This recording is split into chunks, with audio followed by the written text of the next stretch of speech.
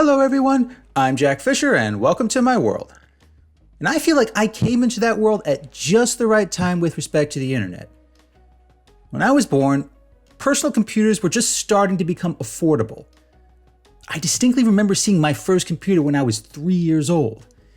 It was bulky, loud, and only had a display that was in black and white. But it was an incredible spectacle that stuck with me for years to come. And as I grew up, I watched more and more people buy computers, including my own family. And as I got older, I watched as the internet started to emerge, beginning with dial-up modems, Yahoo, and America Online. By the time I was in high school, most everyone I knew was online, and PC games and file-sharing websites like Napster were all the rage. Once I entered college, the early days of social media began to take shape. MySpace, Facebook, and YouTube were just starting to become mainstream.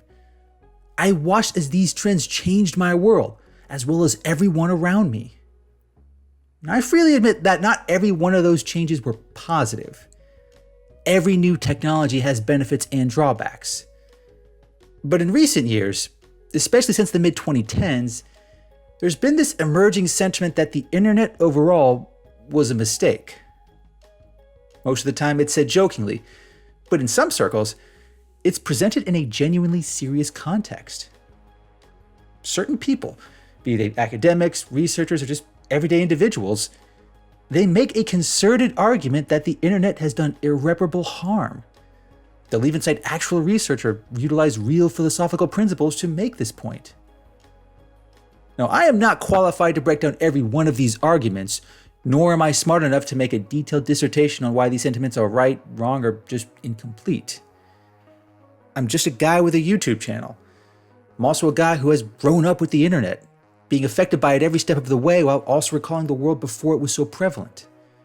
So yes, my perspective and my qualifications on this subject are limited, but I'd still like to make the case that no, the internet was not a mistake. I'll even take it a step further.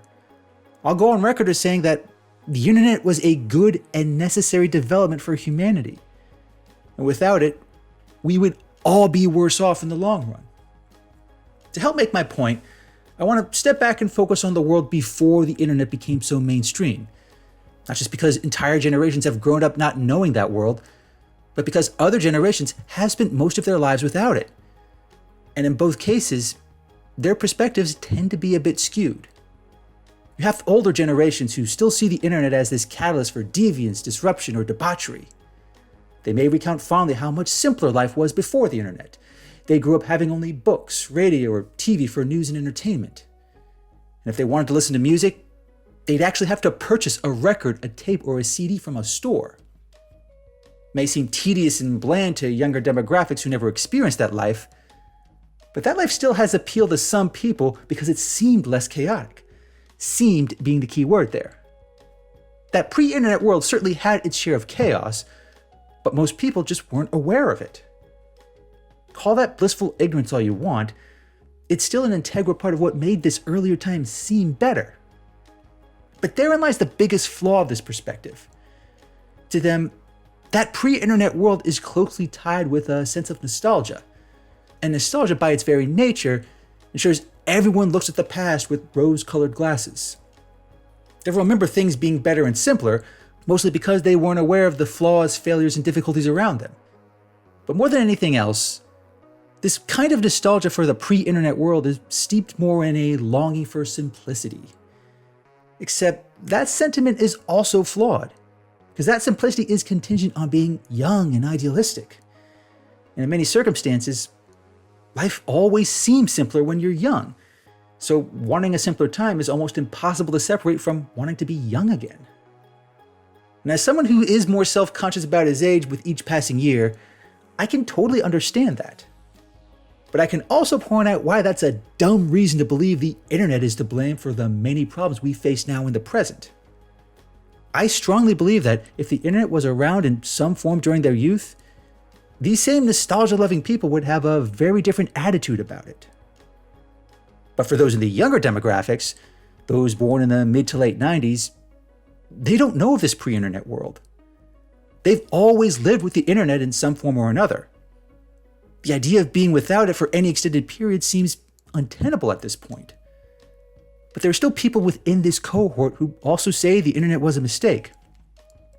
They'll even make some cogent arguments, pointing out how the internet has fostered toxic behavior, hyperpartisanship, and social isolation. There are even some real studies that document this effect in a measurable way. Now, I am not in a position to question the validity of these studies, but again, it's worth remembering that all technology has benefits and drawbacks. It happened with TV and radio. It happened with cars. Hell, go back centuries and you'll see similar effects with the printing press, electricity, and steam power. The internet might very well be wholly unique in terms of its scope and impact, but it's still a product of human invention, and it's still subject to human limitations as well as human flaws. And it's those flaws that the internet has magnified unlike anything any previous generation has encountered. If you're under a certain age, you've always had access to the best and worst that humanity has to offer in terms of content, discourse, and general interaction. Viewing the comments section of any news story, seeing the replies to a generic social media post, or hell, just visiting a site like 4chan, it really puts the worst of humanity on full display for everyone to see. And it doesn't just stop at being aware of it. This dark, disturbing content that the internet harbors does translate into action in the real world. People's lives and their livelihoods have been ruined due to hatred, harassment, and trolling that would not be possible without the internet. This hyperconnectivity and excessive awareness can certainly color someone's perspective of people in the world around them. And if you grew up in a world with the internet, it's easy to draw a simple connection. You see all these horrible things and conclude that the internet must be the catalyst. Therefore, it's tempting to conclude that the world would be better if it weren't so easy for terrible people to make their influence felt at such a large scale. But that mentality is just as flawed as older generations longing for the pre-internet days. It's incomplete in that it assumes that the internet is the cause of these issues, or at the very least, a catalyst. And that assumption just doesn't work because it ignores every possible nuance. To understand, you need only look at attitudes people once held towards other technologies. When I was a kid, there were major concerns about the impact of cartoon violence on TV, as well as heavy metal music. It was considered so dangerous that it resulted in protests, public hearings, laws, and regulations. Even games like Dungeons and Dragons became entwined with the larger satanic panic craze that emerged during the early 80s. It may seem so silly now, but the people behind these attitudes had similar assumptions. They thought that mere exposure to certain content led to negative impacts. They also believed that this new trend, be it the technology or the content it enabled, it was inherently corrosive to people in general. Some went so far as to say that human beings weren't meant to be like this, sitting in front of a TV set, listening to loud sounds on a stereo, or reading stories too obscene for them to handle. But in that worldview, human beings aren't complex individuals. They're blunt instruments. Bombard them with certain images, sounds, and ideas, and their reaction is going to be as predictable as striking a key on a piano. Now, as a member of the human species, and as someone who has long utilized technology to take in all kinds of content, I call bullshit. And I don't think it requires complicated philosophical overtones to make that statement. Anyone who has dealt with people in the real world for more than 5 minutes understands that human beings just aren't that simple. They have thoughts, feelings, and emotions, as well as memories, experiences, worldviews, and perspectives.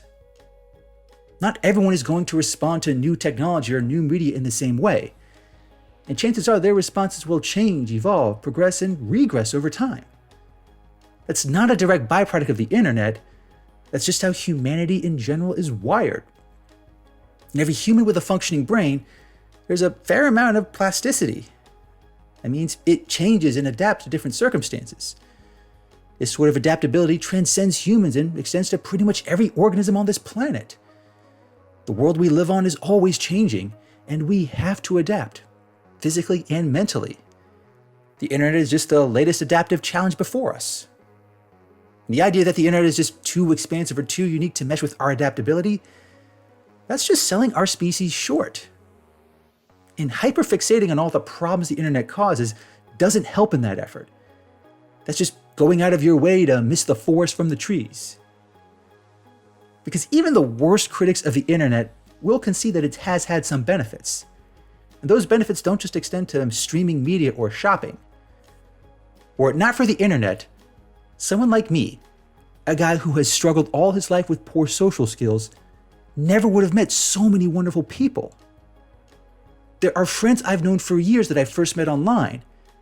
I even actually met my first girlfriend online, courtesy of an AOL chat room. And yeah, we did actually meet up in real life. She even spent Thanksgiving with my family one year. And even though we broke up, I am grateful that I got to be with her. Those kinds of experiences from the internet aren't as well known or as well documented. It's just so much easier to find negative or even disturbing stories about meeting people online. And those experiences tend to draw more attention by default. But again, it's worth maintaining a sense of perspective. The fact that the bad stories get our attention more than the good stories is going to skew our outlook. That's just our limited brains latching on to something bad. Now, there are plenty of other good things that the internet has fostered. I can make multiple videos exploring the positive impacts it has had on so many people's lives. But I understand that this impact is always going to be superseded by the less savory parts of the web. Those stories tend to trigger our collective survival instincts, evoking all sorts of irrational fears, assumptions, and outrage. And I agree, many internet-based companies, especially social media, weaponize that instinct with their algorithms. They understand that giving people content that evokes intense reactions, be they positive or negative, helps their bottom line. These companies and the people who run them definitely deserve scrutiny. But to blame the internet as a whole for this exploitation, that's like blaming the inventors of ski masks for armed robberies. At the end of the day, we're still sentient human beings. We're the ones that produce, consume, and sustain the internet. What we do with the internet and how it affects us, that's still up to us. I'm not trying to underscore the harms caused by the internet and the corporations that run it, but at some point, we all have to exercise a certain level of agency. But even if you accept that, you may still believe the internet was a mistake. In the grand scheme of things, even in light of all the points I just made, you'll still contend that the drawbacks outweigh the benefits. You may not advocate for the complete elimination of the internet, but you might still see it as a misstep for humanity. If that's your opinion and no one can convince you otherwise, then I'm not sure what else to say. But if you're still willing to entertain an argument, let me make one more. And this comes back to me being born just at the right time to grow up alongside the internet. I've lived in a world without it. And I've lived in a world where it's everywhere. And personally, I believe that the world without it sucked. I'll even go as far as to say that it was far worse. Sure, you weren't aware of news feeds, internet trolls, or clickbait, but that same world was also lacking in so many things. For one, it was boring. That's one aspect I think most people don't appreciate. I can recall growing up in the 90s and the early 2000s. I can recall extended periods where I had no internet access whatsoever. And there's no question, boredom was a lot harder to get around. That might not affect people who are outgoing, extroverted, and active, but for people like me, people with poor social skills and little athletic talent, it was awful. Unless they were neighbors or close relatives, I couldn't meet new people. There was just no way I could have made as many friends or gone on as many dates without the internet. And I'm comfortable in saying that if the internet didn't exist, I would be miserable, lonely, and bored out of my mind. But aside from the boredom, the pre-internet world wasn't exactly nicer. I remember plenty of instances where I had to deal with assholes of all ages and demographics. And without people constantly streaming or taking photos, there really was no incentive for anyone to temper their behavior.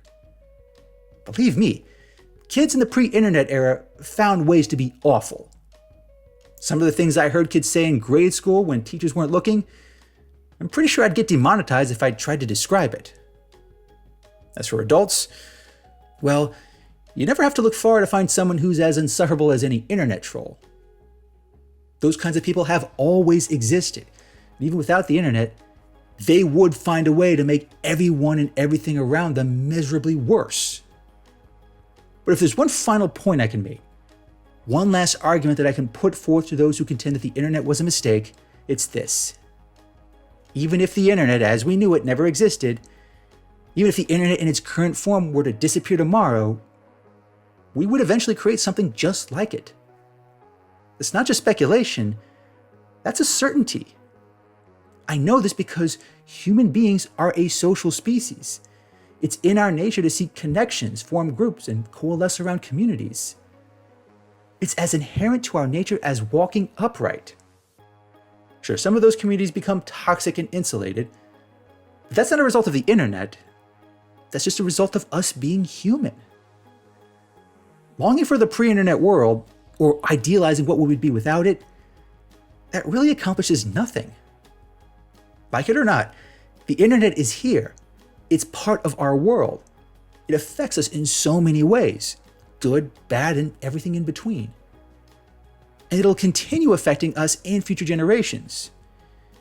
Regardless of how much a mistake you think it is, the internet is a part of our world. And we still have the ability to shape it, even as it continues to shape us.